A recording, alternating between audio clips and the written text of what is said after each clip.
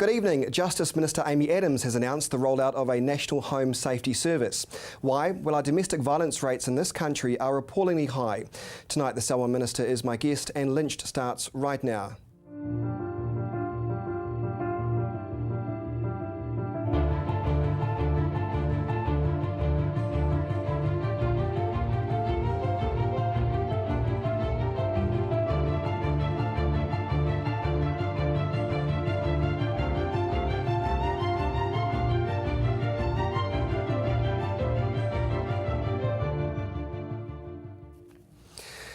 Good evening to you. Domestic violence remains a massive problem in this country, with the police receiving a call out every 6 minutes. To discuss this and other issues, I'm joined by Justice Minister Amy Adams. Good evening to you. Good evening. The reason why we bring this up is because you've announced a rollout of a National Home Safety Service. I want to get to that in a moment, but every 6 minutes, a call out to a domestic assault or some kind of serious domestic assault.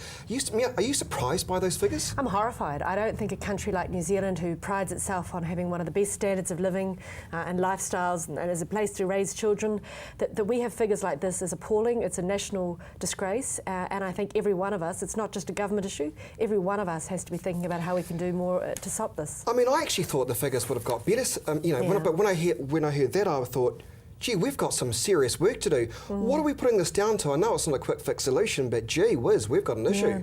Look, we have. I think partly it's to do with the fact that we are getting better reporting through now. We're encouraging people to reach out to police, to reach out to refuges. We still don't think we're getting anywhere near the full amount reported, but look, the more reporting, the better.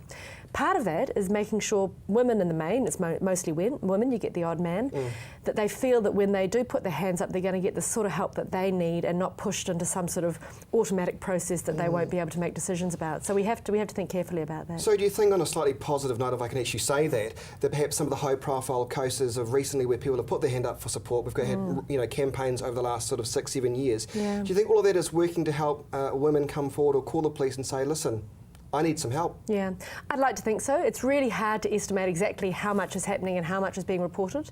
But from our perspective, an increase in reporting is always a good thing. We can't deal with what we don't know. The other thing that's going on, of course, is the public awareness campaigns. It's not okay.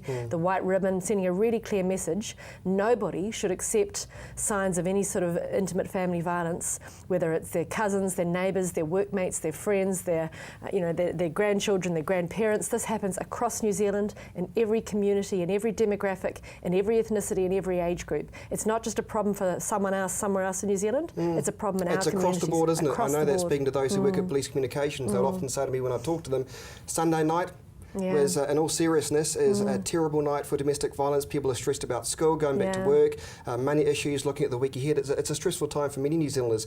So I want to talk about this. You've got a 3-year plan, for a 3-year, $3.6 million contract has been awarded to the National Collective of Independent Women's Refuge. What does that mean, and what will that money be used for? Sure. So what we've done, first of all, is we've had a pilot going for the last 3 to 5 years, depending on where it was in New Zealand.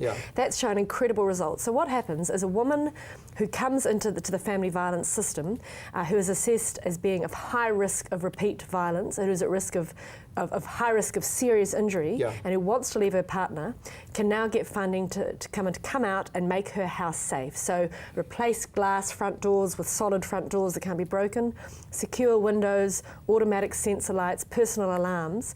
And look, the results we've had from the trial have been absolutely mind-blowing. So before the trial, 85% of women reported that they would have to move house to avoid the risk of further violence. 73% said their children had been re-injured. 40% themselves had been injured. After the trial, we've had no positive recurrences of any of those things. They haven't had to move, their children haven't been re-injured, they haven't been re-injured. So the early signs are very promising. It sounds good, but when you're talking about all the practical steps that this home safety service provides, I started to think, whoa, it sounds like the prisoner in their own homes. Yeah, I don't think so. I think it's just reflecting that a lot of these, and I say women, and it usually is women, are in old houses that are easy to break into. Look, I was at a house just the other day launching this, and it was was so easy to see how a violent partner could smash a glass panel at the side of the door, reach round and snib the door and be in a few seconds. Look, we've got to have ways for women to feel safe in their own home. One of the cool things was that the women who'd been through the pilot said not only was obviously their house safer, but it meant they were sleeping better, they were less reliant on alcohol, they weren't suffering from depression because they felt they could be safe in their home when they were at night. It's not a silver bullet, but makes a big difference. But what you're saying is essentially what this means is if an ex-partner or whatever tries to break into a solo mum's home, that's going to give the mum more time to react and police to get there on time. That's right. But it's still look, it's a positive thing, don't get me wrong, but it still seems scary to think that we've had to go to these measures now. Yeah.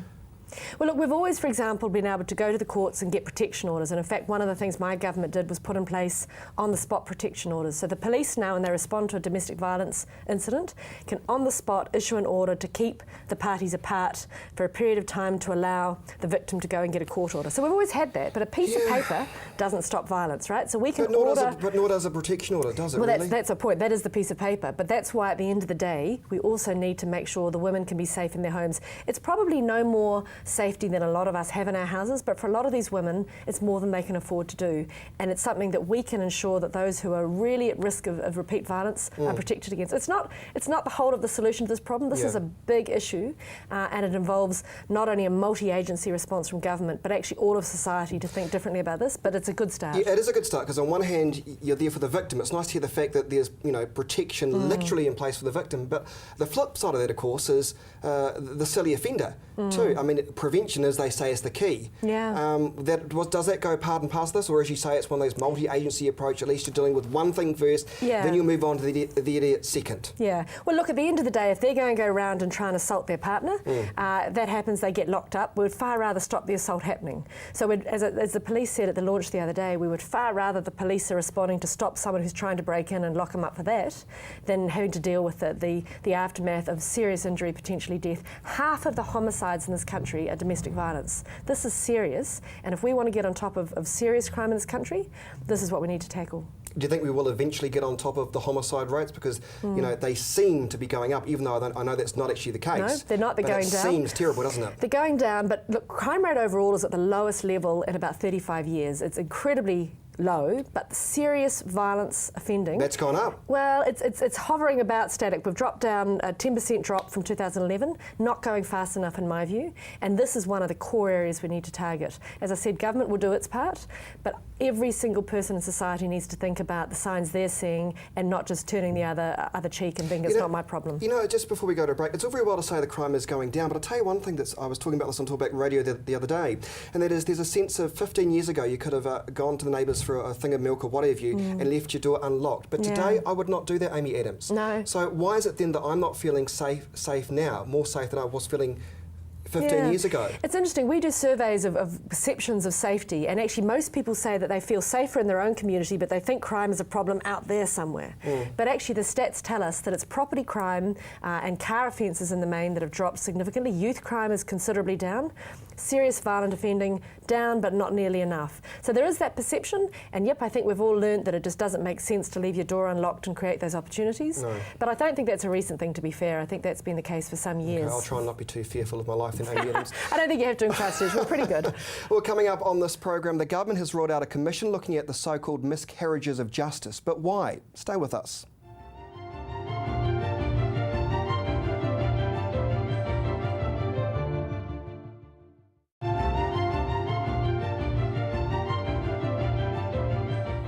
Welcome back to CTV's Lynched program. My guest tonight is Justice Minister Amy Adams. Minister, there have been calls last week, particularly following the Tina Pura case and David Bain case probably too to a certain degree, for some commission, some criminal commission that looks at potential miscarriages of justice. The government has ruled this out. Why? Well, look, the first thing to note is that 99.9% of all convictions are upheld. So it's a very, very small number that are tipped over. And actually in New Zealand we have very clear lines between what politicians decide and what judges decide. It is up to the judiciary to make decisions around guilt or innocence based on the evidence. And if judges get it wrong, then it's up to judges and the courts above them to correct that. Do you think this is a bit of a... decisions show that actually it's working very well. Is this a bit of a knee-jerk reaction from the opposition, do you think? I think it's very dangerous when the opposition is saying that politicians should jump into any court decision that they don't think is right and investigate it. I don't think that's appropriate. Our judiciary are incredibly well respected around the world. They make very good decisions, and the whole point of an appeal system is so that those few that are potentially wrong are looked at by higher courts. If Parliament and politicians got involved, I think that's a recipe for disaster, and it breaks every constitutional convention we have in this country. But couldn't this so-called commission that some academics even calling for, obviously it could be independent though? Well, actually what happens now is if there's a real threat of a miscarriage of justice and the process has been through the court system and then new evidence comes up, let's say that's the case. At the moment we have a system called the Royal Prerogative of Mercy, where the wronged person can apply to the Governor-General to ask for the case to be referred back to the court. That is considered by an independent appointed QC or jurist who can look at the facts and recommend to the Governor-General. So that already is in place and works very well. Another commission with a whole bunch of people who are sitting there waiting for and looking for miscarriages, I think really risks cutting across the proper role of the judiciary. The government will launch, or is about to launch, a fresh inquiry into the David Bain case again, or at least the compensation claim, not the case, the compensation claim. Yeah. What will the parameters of that be, and how can you possibly decide on that? Yeah, so this is a really good point. So what we know with the David Bain case is so far he has been found to be not guilty. That means the Crown has not proven his guilt. For him to now get compensation, the test is different. David Bain now has to prove his innocence. So not being able to establish that he did it is not the same thing as him being able to prove that he clearly didn't do it. That's what you have to prove for compensation. That sounds like a bit of a grey area, doesn't it? Because not for lawyers, but I understand for non-lawyers it sounds like two halves of the same thing. But actually they're quite different legal tests. So in a court of law, it's up to the Crown to prove that the defendant committed the crime beyond reasonable doubt. Yeah. The Crown can't do that. No. They're acquitted.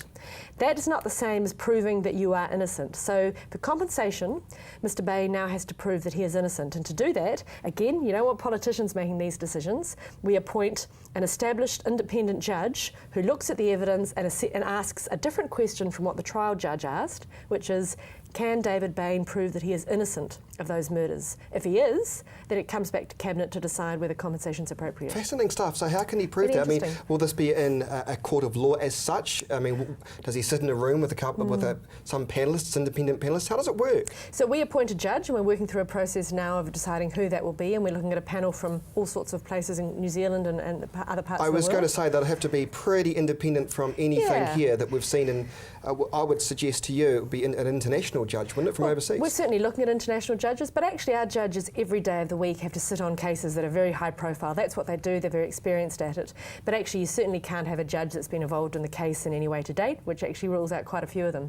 That judge then effectively determines their own process. So it isn't a court. They review all the evidence, they hear submissions from both the Crown and Mr. Bain's legal team. They may choose to interview Mr. Bain, they may choose to relook at the evidence. They can pretty much ask the questions they like and that they think they need to, and then they will make a finding on those facts as to whether they think Mr. Bain has been able to establish his innocence. Several weeks ago, the government came to some kind of agreement with the Australian government, and that is to share more information between the police authorities to hopefully prevent tragedies like Jade Bayliss. Not quite. Two different pieces of work going on here. So there's the first piece of work that we agreed with the Australians was that we would share more criminal history information for employment checks. Correct. And there's a really important distinction because for employment checks, you have to get their consent. So if you're coming to apply for a job and you say, I want to work with young children, I'd be great at it, we get your consent to go and check that you don't have anything in your past which would be a concern. Based on the new agreement, we can get that in New Zealand, as we always could, and now also in Australia. The second piece of work, which relates to the Jade Bayliss situation, is a piece of work that I've kicked off again because I think is important, which is to say when an Australian convict is deported back to New Zealand, we want to know all of the information about that person, their risk profile, their parole conditions, what their performance was like in prison, the sentence details of their crime, so that we can properly monitor them here as if they've been released from a New Zealand prison. Which is a good thing, essentially, which means the Australian authorities can then warn New Zealand authorities. However, though, that might be the case, but if the if there's no protection in place for potential victims in this country, we still have a problem where we could end up with another Jay Bayliss murder case, Sally. So how are we still going to prevent that, though, Minister? So what we're doing there is, the first thing we needed to do is I needed to get the Australians to agree to give us that information, because I can't design a system without the information about who they are, what their risk is, what their crime was. The Australians have now agreed that they'll start working with us on that, so that's not as far advanced as the employment check. Once we get that information, and in fact we're designing it now, we put in place the equivalent of our parole system to make sure that those people can be monitored. So in my perspective, it shouldn't matter whether you served your time in Australia or New Zealand, we should have the same sort of oversight and checks on you. That's where I want to get to. All of that was possible if we could get the information. They've now indicated that they're going to start that process, so that's great. Break this down for me. So if, for argument's sake, we get another case of a Jeremy McLaughlin that leaves Australia, comes here, he's killed in Australia, there's a potential for him to kill in this country too. Is there some form of almost parole environment for him that could be put in place to make sure, he may be served his time in Australia, but what's to say he doesn't do that in New Zealand now, you see? Yeah, that's right. And the reality is we can release someone from New Zealand prison and there's no guarantees. Exactly the same thing. That's right. But where I agree with you is that we have to have that in New Zealand. The answer to your question is it's not there yet, but it's going to be. And the thing we need to make that happen is to get this information out of Australia. To date, they've been saying privacy laws we can't tell you. They've now indicated they're going to start working with us, which is great progress, but it's still at the beginning of that process. So I agree. I agree with Tina Bayliss. We have to have that in place. We've been driving for it for a while. The Australians are now starting to really engage positively with us, which is good news. Still to come on this program, we turn our attention to broadcasting in this country and the so-called state of public television.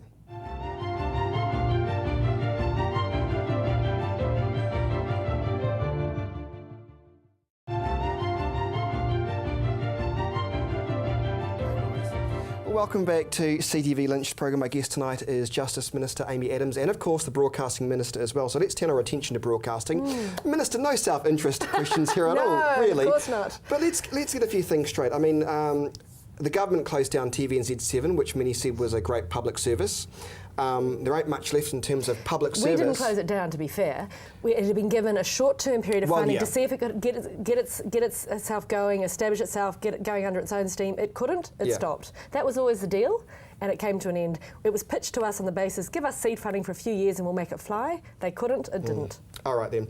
So how would you then describe the state of public television in this country? Public television, by which you mean television owned by the public, or public service broadcasting? Public service broadcasting. Yeah. So we think about public service broadcasting in a couple of ways in New Zealand. So the first thing is that we are completely platform agnostic. So I could care less whether people want to watch their information on the internet, through the TV, listen to it on radio. What I want to ensure is that New Zealanders can access content that's meaningful and relevant to them. Increasingly, it's not on TV, it's on the internet, it's wherever. So the first thing we've done and said, we don't care what channel it's on, we don't care what platform it's on. What we want to know is that we're funding good quality content that's relevant to New Zealanders that otherwise commercially wouldn't get made. So what we do, of course, is we have, under the Television New Zealand Act, a requirement for them to provide relevant content to reflect the diversity of New Zealand and particularly Māori audiences and interests. And of course we have NZ On Air, which funds quality New Zealand content on any platform through any media outlet. And I think that's the right model. But Television New Zealand's brief now is essentially to make money. It has only commercial imperatives now. No, it certainly does have commercial imperatives, but it also has a requirement under its Act to provide high quality programming that's relevant to a range of New Zealand interests and reflects Māori perspectives. So that is still a legal requirement on them that they have to do within that frame of being a commercial entity, and actually do very well. But in terms of providing funding for public content, and by public I mean things that aren't commercially viable and that are there to reflect the voices of New Zealanders that wouldn't otherwise get made. NZ On Air are the funder, and they do a good job. They're entirely independent. They make the decisions about what they fund and what they don't, and quite often a number of us in government would question some of the decisions, but that's the point. Oh look, absolutely. This is a very subjective field, isn't it? Of course it is. It's a very subjective field. So one person's good quality viewing is another person's, trash. Right. Well, let's. I can think of plenty. Well, let's talk about some things. Are there any programs, Minister, that you turn on and at the end of the program you see funded by New Zealand Air and you think, Christ almighty. Look, what I would say... We paid for that crap? What I would say is that I've seen some programs where it said Funded on New Zealand on air, what I thought fantastic. And there was a great series just recently, and you're going to put me on the spot and I'm going to try and remember the name. I think it was something like Our Big Blue Backyard, and it had some of the most incredible, and I'm not a big nature program watcher, to be honest. Some of the footage and the photography and the camera work was stunning, and I was completely riveted. And I looked at that and thought, that is exactly the sort of stuff we should be funding. Okay. In terms of the fact that we're saturated with so many options in this country, including Sky Television, what is it, Lightbox and Neon, all those types of things. Where do you see the future then of television as such? In say, I'm even going to say 3 years' time, because it is changing so fast now. The monopoly that Sky Television once had on television, I think, is petering out now. Yeah, what do you say? I think it's a completely changing landscape. So it's no accident that I'm the Minister of Communications, so internet and telephone companies and broadcasting. And the reason I'm the Minister of both is because the delineation between a telco, a TV broadcaster, a radio network, print advertising is completely disappearing. You've got telcos playing in the content provision space. Correct. You've got traditional TV. And that's a worry for TV and Z and MediaWorks, isn't it? I think it changes their business model. I think they have to think quite differently about where they sit, because we don't just look at our TV screens or our newspapers or our radio to get content. So broadcasters are having to think differently about where they sit in the content market, just as the telcos are thinking quite differently about what their business model is. So that the picture is quite different. Everyone is having to rethink where they sit and how they stay relevant. We're seeing a flattening off for a lot of media organisations of their traditional advertising revenues, but a big uplift in their online revenues. So I think it's exciting. You think you are going to see a big change over the next few years. You obviously think choice is important, right? In terms of watching whatever you want, how you want, right? I think it's inevitable. I think if we expect young people to watch TV on the sort of the appointment viewing, if you want to watch the news, you sit down at 6 o'clock in front of your set and watch it on this piece of glass, we're kidding ourselves. The reality of on-demand viewing, when you want to view, catch-up viewing, people expect to get their content in a way that suits their lives and their convenience. And the reality is, businesses have to keep up with it. The shift I'm seeing in the media industry, working across several platforms, and I think it's quite scary, the Aucklandisation of news now. Many of in my view, it's happened. If it doesn't happen up in Auckland, it doesn't happen anywhere. Look, I don't know. I think we get good coverage still around the country. We talked earlier about the nationwide home safety service that I launched it in Christchurch. And you'll be a regular watcher of CTV News First to 5, wouldn't you? Of course. Good. Yeah, but look, I do think, I'm certainly concerned a little bit that we see, for example, Prime News is now being produced out of MediaWorks, so it's one less media outlet. I don't understand how that works. I don't understand. Explain that to me, because you're right. Prime has its own service, right? And it's owned by Sky Television. Yet MediaWorks TV3 organisation is now producing that news service. I can't understand what's in it for TV3, can you? Well, look, I'm not going to comment on the business deals they've made and the reason they've done it, but actually far more than just the Aucklandisation, I think we're seeing a globalisation of a lot of this. Now, it's both a negative and a positive, isn't it? And that rather than simply having the views that are put to us by the New Zealand news organisations, we have a buffet of international news at our fingertips, very easily accessible. And look, if there's an international story happening, I like to see how it's being reported on BBC. I like to see how Reuters are covering it, Al Jazeera, as well as our own networks. I find that really interesting. I think it raises the standard and it raises the information base available to New Zealanders. Isn't it fascinating when you see an international news story, you can now just flick and see what the different channels, and some of the international cable news networks don't even cover some of the big events. It's interesting. Absolutely. What I was getting at when I asked you about choice before is that a record amount of money was spent buying the News Talk ZB Christchurch frequency. Thank goodness for that. Means hopefully my job's safe. But anyway, good value, I would have thought. Yeah, of course. No pay rise for me. $7.4 million, though, Minister, to retain the frequency it uses, because my understanding is there are jokers up in Auckland that keep pressing the price up at the auction. But my question is, that's a auctions work with two people playing. Well, yeah, of course. But that's a phenomenal amount of money. Does that suggest then that there's not enough frequencies in Christchurch, and therefore that limits the choice for the consumer, though? Look, I don't think so. And actually, the way we manage spectrum is an incredibly important part of our communication strategy. In New Zealand, you probably don't know, is regarded as having the best spectrum management service in the world. They've recently won an international award. And spectrum management... Sponsored by NZME at $7.4 million. Yeah, but what they talk about internationally is the spectrum crunch. If we don't look after the stuff well, it will limit our ability to do almost all of the things we think about. So we have to manage spectrum carefully. The record price you talk about there, the reserve that we set, what the government was looking for that spectrum, was $244,000. The rest of it was just commercial interest playing out, and as they're free to do in an auction situation. This is not the government pushing the price up to get more out. We set a very reasonable reserve, but the market decided there was value in it, and that shows that the radio network and the radio competition is healthy. Which I guess is a good thing. It is for listeners. Minister, nice to see you again. Nice Thanks to see for your Chris. time. And that is our show. To see this program again, head to ctv.co.nz. This program is also online at rebuildchristchurch.co.nz and my website, chrislynch.co.nz. See you on News Talk ZB tomorrow. Christchurch, Mealy and Dalzell will front on the very controversial issue of rate increases. But from the CTV team, good night.